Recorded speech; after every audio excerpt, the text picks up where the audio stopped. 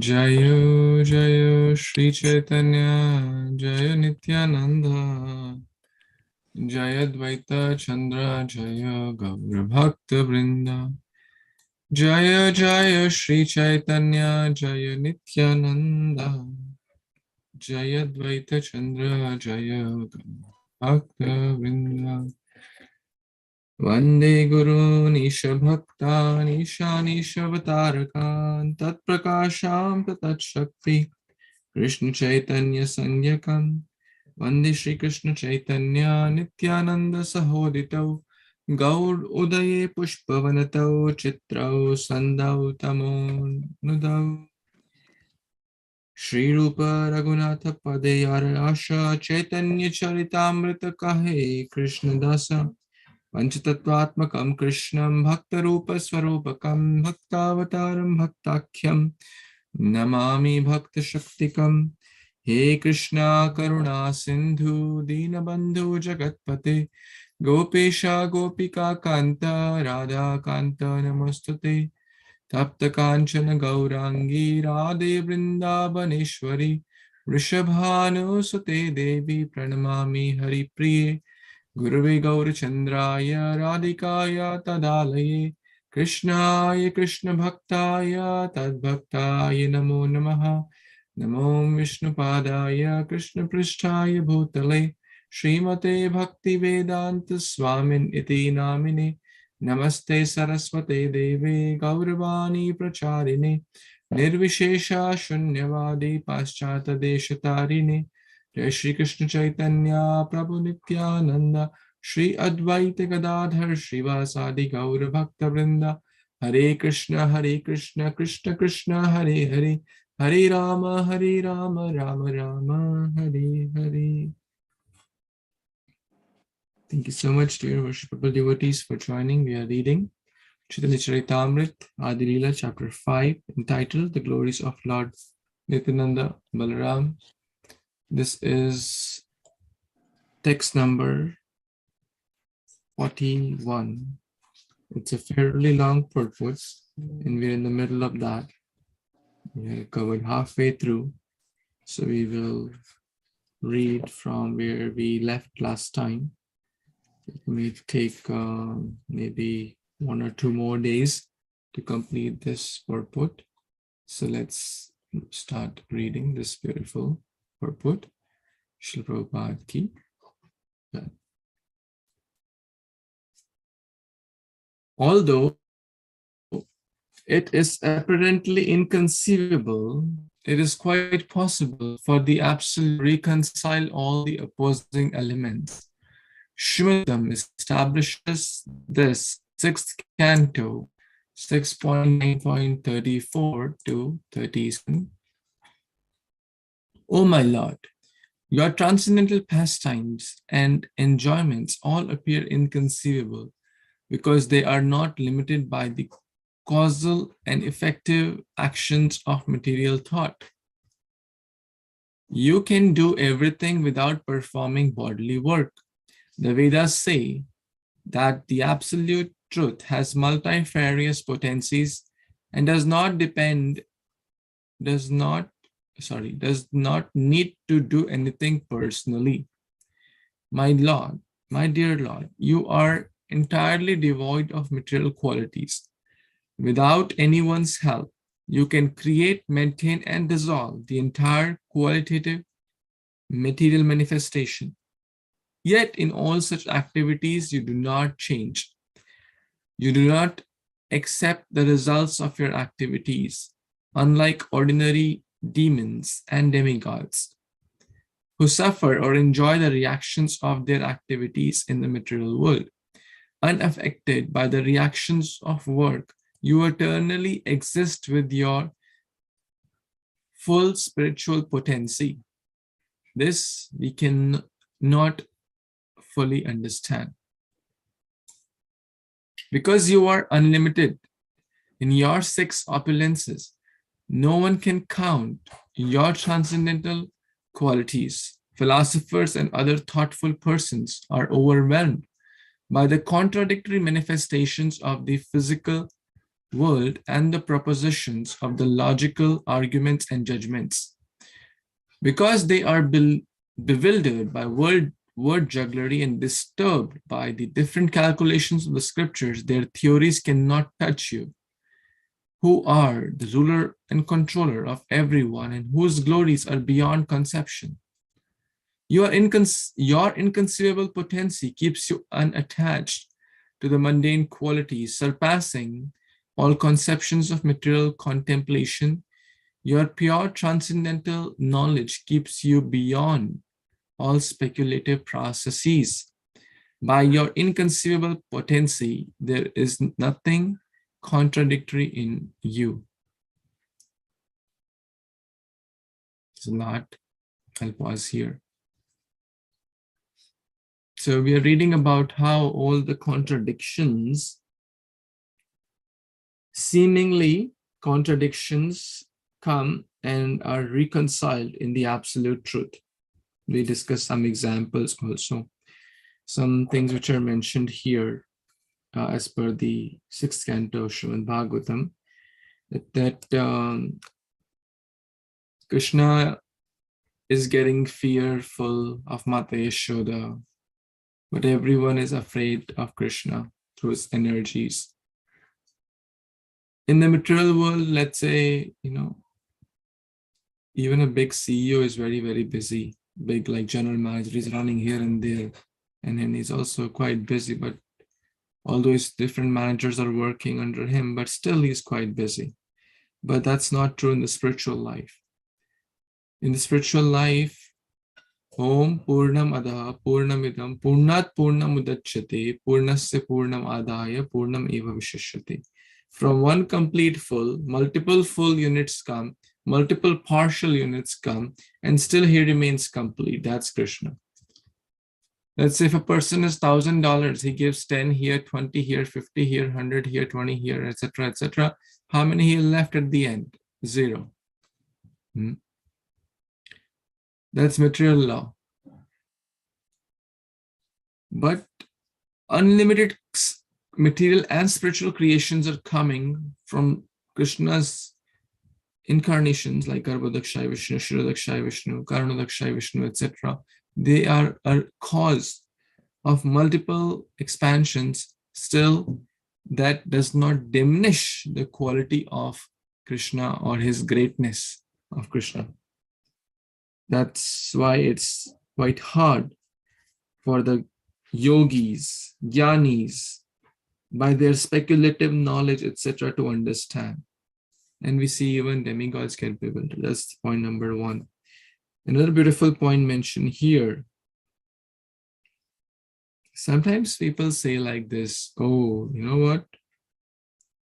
Ram killed Bali from behind a tree.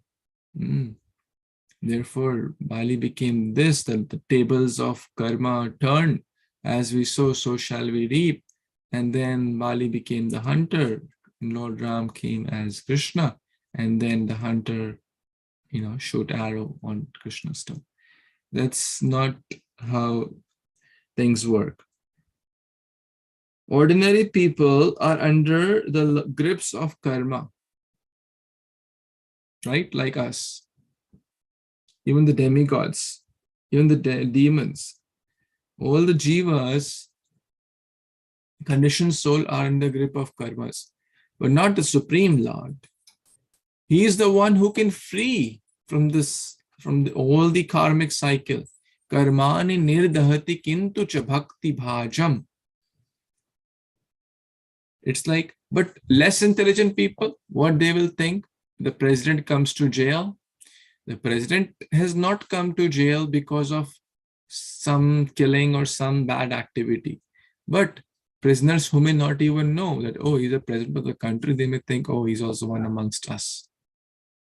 So when Supreme Lord comes and does Naralila, like Lord Ram, Lord Krishna, he thinks less intelligent people or non-devotees will think, oh, he's one like us. See? The laws of karma affecting him, but that's not the case. It's also very beautifully mentioned here. So there are multiple points basically to help us understand that his inconceivable potency surpasses all those things. It's quite hard to understand, but Srila Prabhupada and the Acharya help us by giving examples, purports, so that we can understand a little bit about, even if we can understand infinitesimal about that infinite Supreme Lord, that would be great. So, okay, shall we read next part of the purport? So we read till here. Yes, Gupta Prabhuji wants to read, please. Actually, Prabhu, all glories to Srila Prabhupada. I just have a question. If it is permitted to ask now or not. Yes, it's a very casual. I mean, we are a group of friends. We try to read together, so it's a very informal, casual. Please, there's nothing wrong here. Okay, this was posted to me by one devotee. In terms of Krishna's inconceivable energy or his contradictory nature. In Bhagavad Gita, when Krishna says, Narate kaśyit papam na cheva sukritam vibhu, that I'm not responsible for a person's happiness nor distress. But at the same time, we hear Krishna is the cause of all causes. So how, if Krishna, because sometimes you may think, this individual was thinking that, whatever bad is happening to me, it is Krishna's responsibility. He's the one because he's the cause of all causes. But then at the same time, Krishna says, I'm not responsible. So how can we reconcile? How can we understand when if Krishna is the cause of all causes, and at the same time, he is not responsible for a person's happiness and distress, but happiness and distress is inflicted on an individual. So if Krishna is the cause of all causes, why, is it fair or is it unfair to blame Krishna since he says he's the cause of all causes? Thank you. It's a nice question. We can understand with some examples here. For example, if we say the teacher is responsible for a student coming first in the class,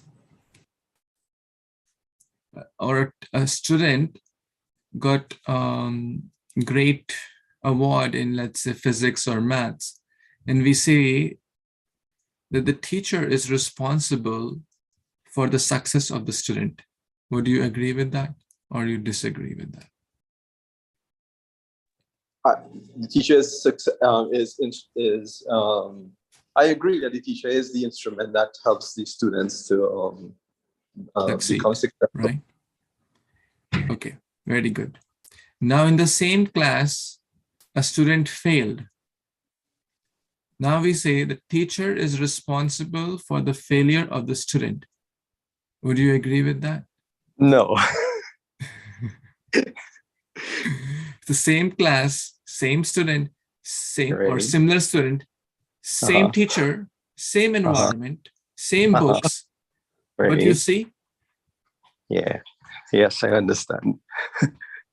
That's exactly how Lord works. The teacher is a genuine well-wisher for all the students. A good teacher is a genuine well-wisher to all the students. Like a good father, a good mother will treat even if they have 10 children, they will not be, biased towards their children, right? Most of your parents here, they will give the best, but one of the child may become a drug addict, and one of the child may become a very great, saintly person, right?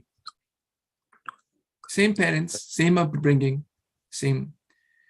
So that's Krishna, like a true father, true mother. He wants to give us the best, and therefore he gives us best by devotee association, temples, prasadam. He says, he gives the manual of Bhagavad Gita. Read it, follow it. Your life, don't get entangled in this material world. Don't make your life a mess. Follow it. But he does not bind us that you have to do this, otherwise you will be gone. Because love is not demanded. Love is not forced. If he puts a gun on our head, hey, love me, Krishna says, oh, surrender or I will shoot you. Then we say, yeah, surrender. But is that really surrender? It's no. The moment we are getting a chance to be away from Krishna, we'll turn our back to Krishna, right? If he puts a gun on our head.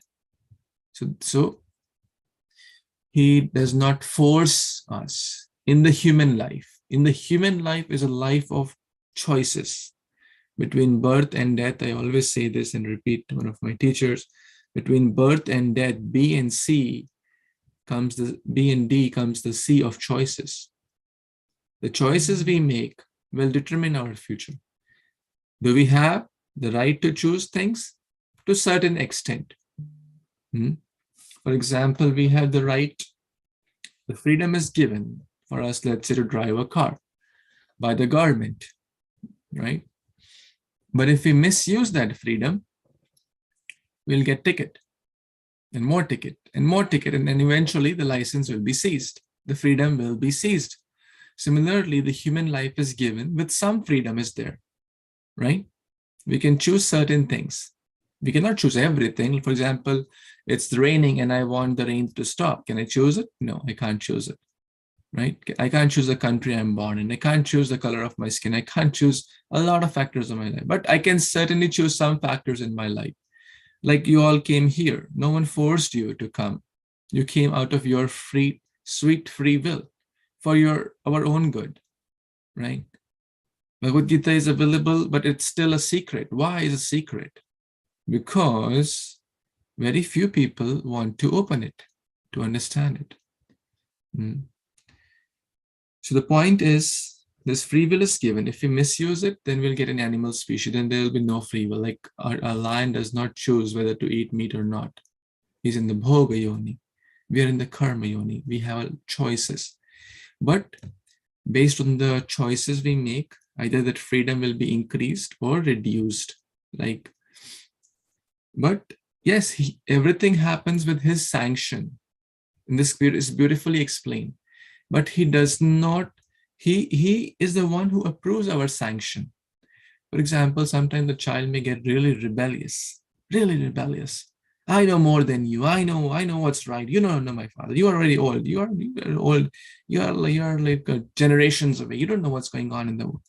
The child may get that because of passion, ignorance, lust, etc. What did the parents say? No, my child, you will suffer. I know more than you. I have, maybe I was born 30 years before you, but I'm your father, your friend, your well-wisher. Trust me, it won't be good if you go there. No, Dad, I know more than you. The father approve of it, but still say, okay, suffer. I don't want you to suffer, but what to do? You're hell-bent upon making that choice. I can't force you, because if I force you, you'll anyways go there, right? Then the teacher also says, my child, you're not putting attention in your studies. If you continue to do this, you will fail. But the teacher will not force. He may try to encourage, appreciate. From the same class comes a Nobel Prize winner, in the same class comes of a drug addict, right? That's Krishna. He is equipoised. Samoham sarva bhuteshu name dveshi na priya ye bhajanti tu mam bhaktya maite teshu chapyaham. He is equipoised to all. Yet, there is very nicely explained by one of our teachers in the Bhakti Shastri class. He explained, Krishna is impartially partial. He's impartially partial. That means he's impartial to everyone, Yet he is partial to some devotees. But in that circle of partiality, everyone has a fair chance to come into that circle. So the demons cannot say, hey, he's partial to devotees. Oh, Baba, you also become devotee. You also come in this circle of partiality if you think. For example, a bad child naturally will get less from the parents.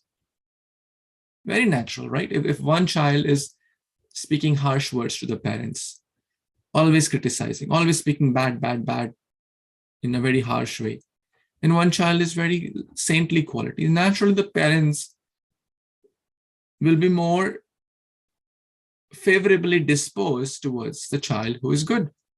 Yes? Now the bad child cannot say, or the one who is misbehaving, hey father, why are you so nicely behaving towards him? The father will say, Baba, you also behave nicely. I want to talk to you also nicely. I want to give you the best of everything. But you are always hell-bent upon speaking so badly.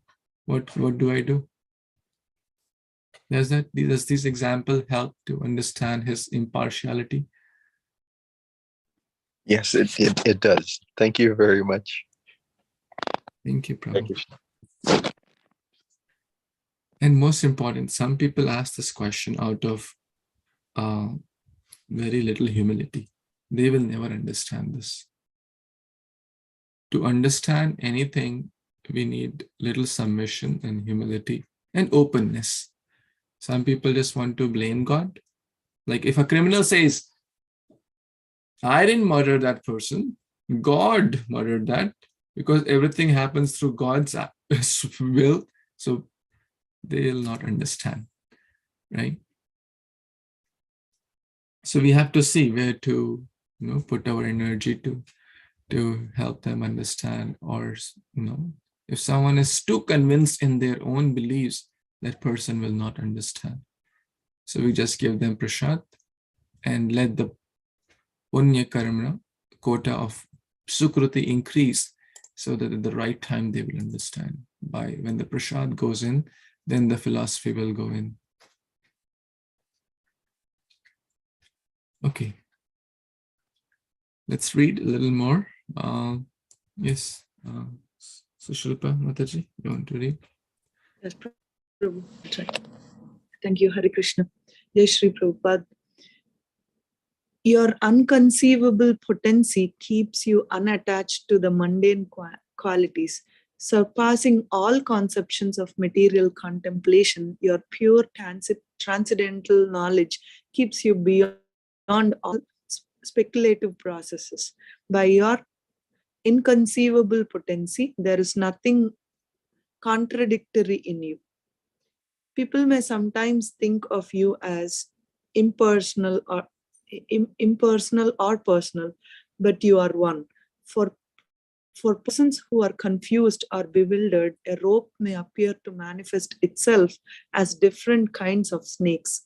For similar confused persons who are uncertain about you, you create various philosophical methods in pursuance of their uncertain positions. Should I continue, Prabhu? We should always remember the differences between spiritual and material actions. The Supreme Lord, being all spiritual, can perform any act without extraneous help. In the material world, if we want to manufacture an earthen pot, we need the ingredients, a machine, and also a laborer. But we should not extend this idea to the actions of Supreme Lord, for he can create anything in a moment without that which appears necessary in our own conception. When the Lord appears as an incarnation to fulfill a particular purpose, this does not indicate that he is unable to fulfill it without appearing. He can do anything simply by his will, but by his causeless mercy, he appears to be dependent upon his devotees. He appears as the son of Yashoda Mata, not because he is dependent on her care, but because he accepts such a role by his causeless mercy. When he appears for the protection of his devotees, he naturally accepts trials and tribulations on their behalf. In Hare Kṛṣṇa.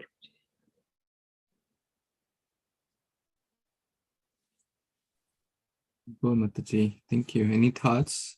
Any lessons? So, Prabhu, Prabhupada, this is continuing few more sentences about difference between a normal human being and Krishna. So we should think like I think we read this in Bhāgavatam also on Mata Yashoda, and in lifting, and then how heavy he feels, and then the demon. The wind demon, I forgot Asura's name, but Śrīmad-Bhāgavatam. So he's heavy for him, but Mata Yashoda, he's heavy for Mata Yashoda, but then he was light, just to don't want to make Mata Yashoda feel bad. So he acted to be light so that she can put down, but for the demon he was heavy, and then the demon couldn't hold, so he had to drop. So it's the difference that we went through. The same thing is explained here, I think. So we shouldn't compare us to that of Krishna, because he can do anything. He can do without appearance itself, like we call it as magic in material world, right? He can do that, but he will not, because he wants to go through the devotee's will. If devotee wants to meditate and japa and he wants to see Krishna, then he will appear, and so forth. That's what I understood from Hare Kṛṣṇa. Please add, correct. Thank you. Very nicely quoted example of that, the contradictions reconciling. Prabhupada is giving a very sweet analogy here of a snake. In the darkness of ignorance, a rope may appear to manifest itself as a different kinds of snakes, right? Imagine we are walking on a dark street and a big rope is there, right? We'll get scared. Oh, it's a snake. Very natural. But when there is bright light of knowledge, jnana dīpena bhāsvata, Krishna gives that light for the devotees so that they can understand him in truth,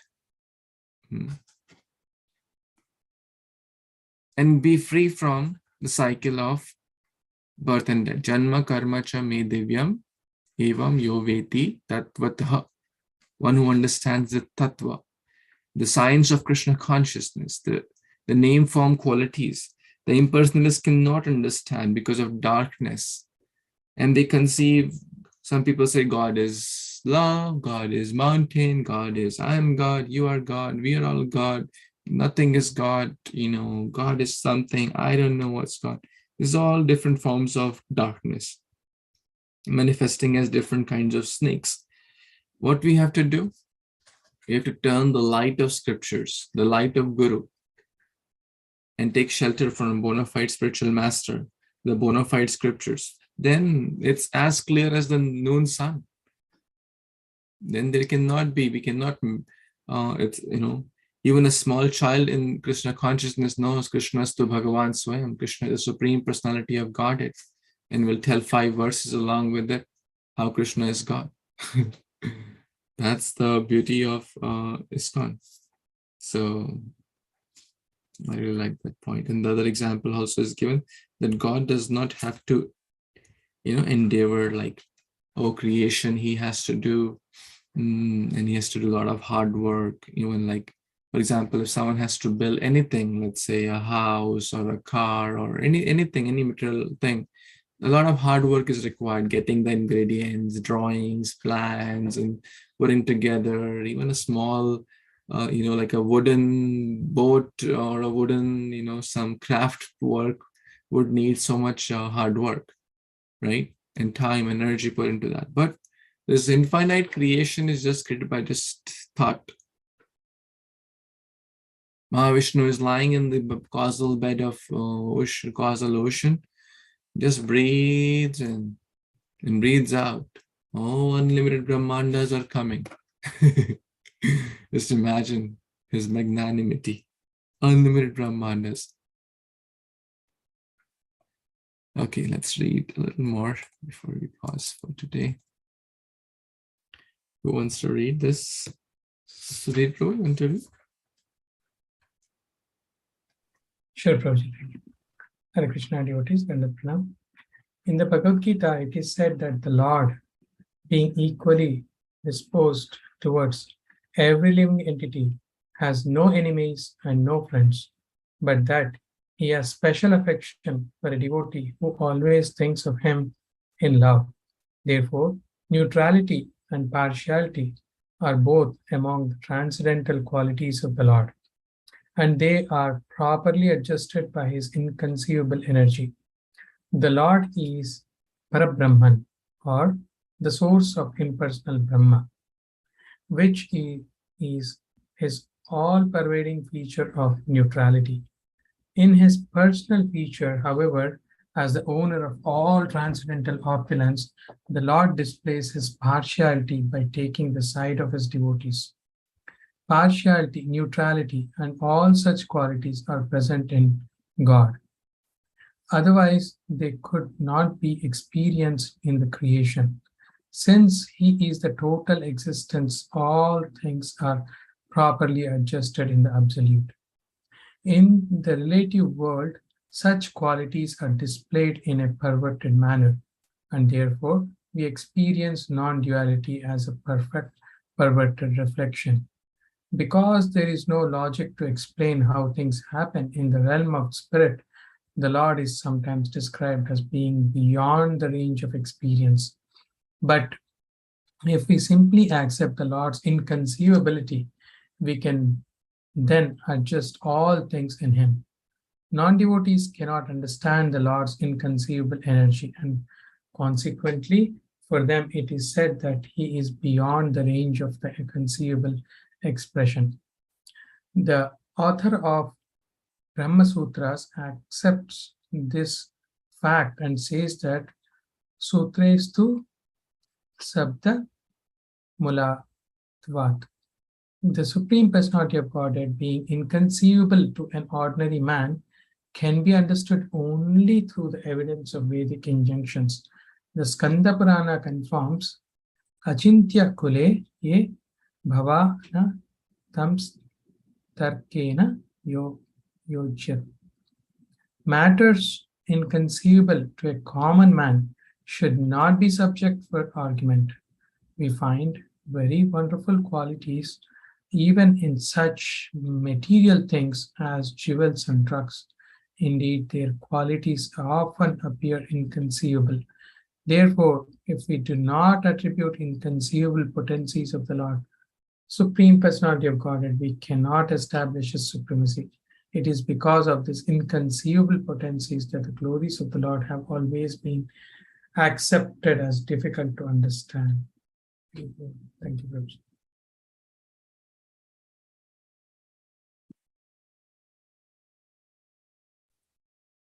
Prabhu, you have any comments, Yeah, sure. questions? It's a wonderful, Prabhuji, or Srila Prabhupada. We can see that how Lord Krishna is partially impartial or impartially partial to his devotees. I think you referred this example many times. Like, father is always, generally impartial to his devotees, to his sons and daughters. But, even if a small son who is 2 years old, puts a morsel of food in father's mouth, even though everything belongs to him, he feels so much happy. So in the same way, everything, Krishna is the cause of all causes. Everything belongs to him. But a materialistic person, he thinks that he is the owner, right? But if we just offer like patram pushpam phalam toyam, Lord is satisfied. We can see that how Mother Rukmini just offered, a tulsi leaf and was able to win over the hearts of everybody. So in this way, only the devotees can understand this, transcendental love. That's what I think. And also, Prabhupada is mentioning about Skanda Purana, where we find, the wonderful qualities, even of the materialistic, things, are inconceivable. But what to talk about the spiritual things? I mean, it is very, very difficult to understand. Only a devotee can understand, potency of Lord Krishna. Thank you, Prabhuji. Please correct that. Yeah. It's so beautiful that whatever question we have is answered. So Gupta Prabhu asked this question and Prabhupada is answering it right there. Isn't that amazing? He asked this question that how can he be partial and neutral? They're seemingly opposite qualities, right? So all the opposites, contradictory qualities reconcile. How he is personal and impersonal. They are opposite. How he is partial and neutral at the same time. How he is fearless, because everyone is fearful of him. But at the same time, he is fearful of Mata Yashoda. How he is lighter than the lightest for Yashoda, and he is heavier than the heaviest. How he is softer than the softest for his devotees, and he is harder than the hardest for the demons. Hiranyakashipu vakshaha shilatanka nakhalaye. He ripped apart the stone-like chest of Hiranyakashipu. But it is mentioned that when the softest parts of gopis touch Krishna, Krishna has a red mark.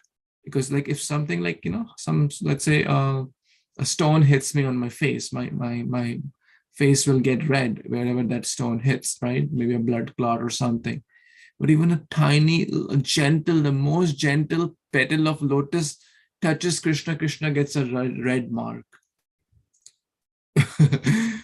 He's harder than the thunderbolt for the non-devotees, but softer than the softest for his devotees, seemingly opposite qualities. How he's addressed as Nirguna, which has multiple meanings, that he is no quality of lust, anger, all these are, he's above all these. He's above all the qualities, above all the gunas, Satagun, Rajagun, Tamagun. Mataji gave the example of Trinavrata, heavier than the heaviest. He became very heavy when he wants to. When the flight reached its peak, he became heavy. Initially, he was light.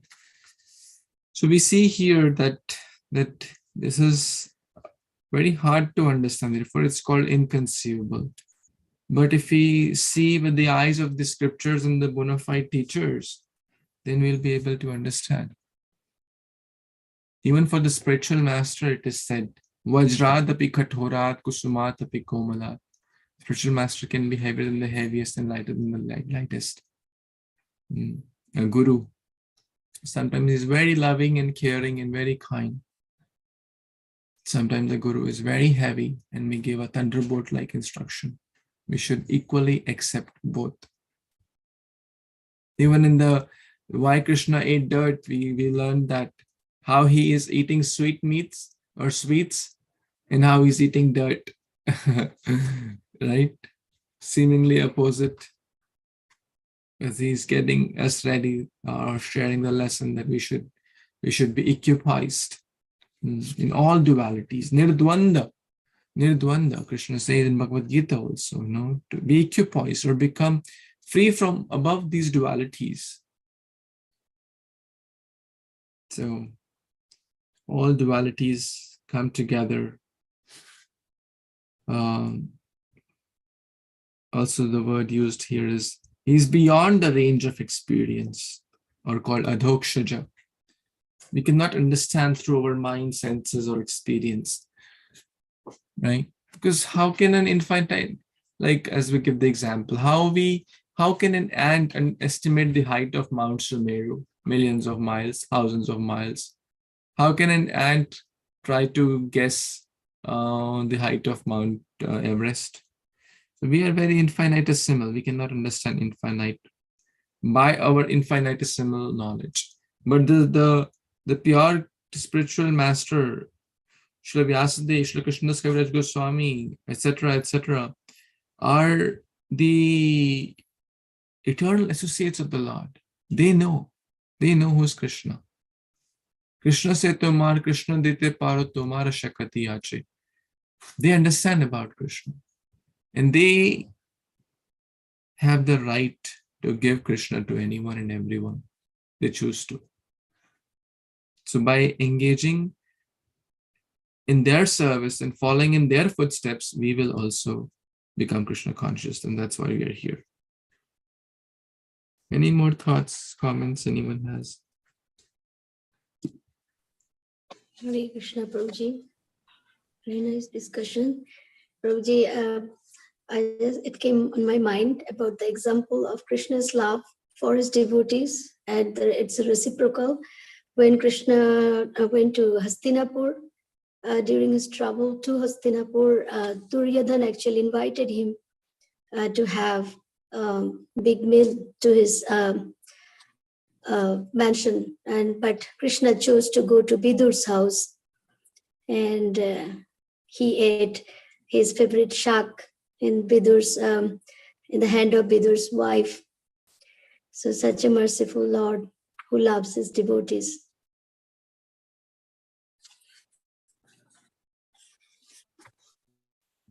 Thank you.